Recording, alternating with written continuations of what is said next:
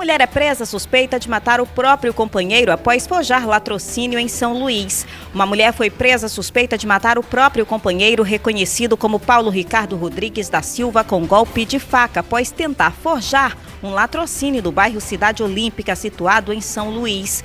Segundo informações da Superintendência Estadual de Homicídios e Proteção à Pessoa, a mulher chegou a registrar um boletim de ocorrência narrando um suposto latrocínio para tentar esconder o assassinato. Após iniciarem as investigações, os policiais começaram a suspeitar da mulher da vítima, que acabou confessando o homicídio. Segundo ela, o crime aconteceu durante uma discussão entre o casal.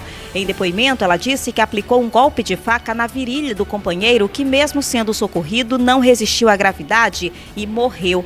A mulher não teve sua identidade revelada, foi autuada e encaminhada ao sistema penitenciário, onde deve permanecer à disposição da Justiça. Desencalhe de navio carregado de bauxita no litoral do Maranhão depende de planejamento e licenças ambientais. Ainda não há previsão de desencalhe do navio mercante Forte de São Felipe, de bandeira brasileira, que está encalhado no litoral do Maranhão desde a manhã de sábado. Depois de 2 tentativas fracassadas para retirar o navio da lama, uma empresa privada deve apresentar um plano para fazer a retirada do cargueiro. Segundo a Capitania dos Portos do Maranhão, a embarcação só poderá ser desencalhada após o dono do navio apresentar um plano de desencalhe que deverá ser aprovado pela Marinha, além de ter licenças ambientais.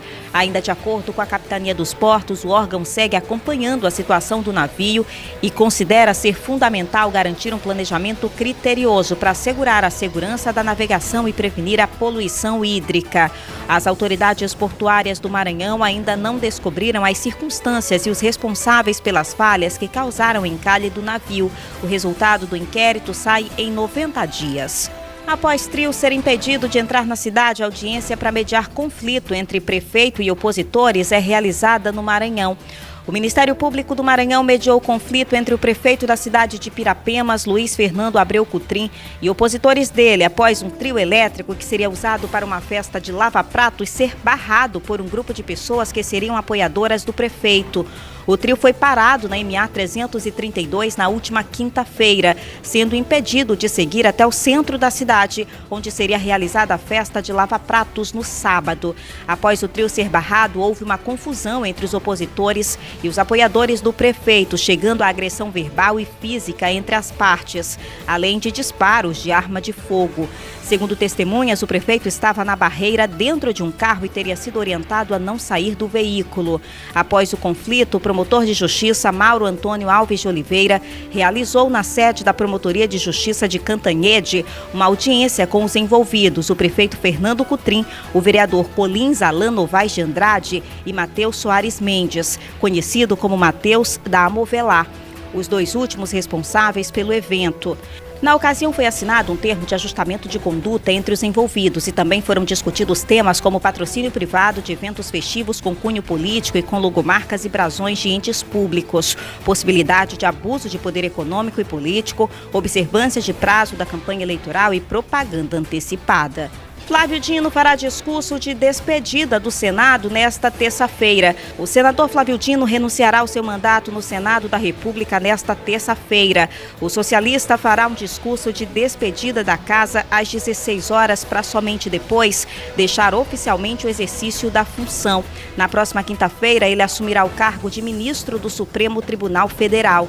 Hoje, às 16 horas, encerrarei o capítulo da minha vida relativo aos 18 anos na política partidária. Falarei na tribuna do Senado com transmissão ao vivo pela TV Senado e na internet. Convido a todos que acompanhem, escreveu em seu perfil no Instagram. Antes de subir à tribuna, Dino apresentará as suas últimas peças legislativas na casa. Uma delas é uma proposta de emenda à Constituição que acaba com a aposentadoria compulsória para juízes, promotores de justiça ou militares que cometerem delitos graves. Nos bastidores, a informação é de que o maranhense vai ter apoio de parlamentares governistas e oposicionistas na proposta, uma vez que discute-se nos últimos meses na casa eventuais abusos do Poder Judiciário. Amanhã, No caso hoje, apresentarei ao Senado visando as assinaturas de apoio propostas de emenda à Constituição, deixando claro definitivamente que juízes, promotores ou militares que cometerem delitos graves devem ser excluídos do exercício público e não aposentados compulsoriamente ou beneficiados mediante pensão por morte ficta ou presumida. Não há razão para essa desigualdade de tratamento em relação aos demais servidores públicos que, por exemplo, praticam crimes graves como corrupção ou de gravidade similar, escreveu. E completou sem dar mais detalhes. Além da PEC acabando com a aposentadoria compulsória dos juízes e pensão por morte ficta dos militares, apresentarei amanhã mais 3 projetos de lei. Eleito em 2022 para o Senado, Flávio Dino exerceu por pouco tempo seu mandato. No início de 2023, o presidente Lula o nomeou ministro da Justiça e Segurança Pública, por isso Dino precisou licenciar-se do mandato.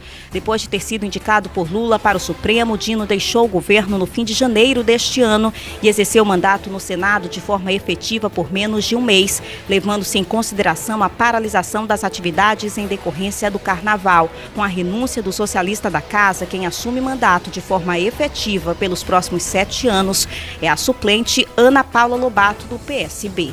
Risco de morte após febre e chikungunya continua por até 84 dias, é o que diz a Fiocruz. Em meio à pandemia de dengue e aumento de casos de febre por chikungunya, um estudo realizado pela Fiocruz Bahia indica que há risco de morte de pessoas infectadas pelo vírus por até 3 meses após o início dos sintomas da doença, além da fase aguda, sendo os primeiros 14 dias. Segundo a Fiocruz, o estudo comparou o risco de morte de pessoas infectadas com pessoas que não tiveram a doença.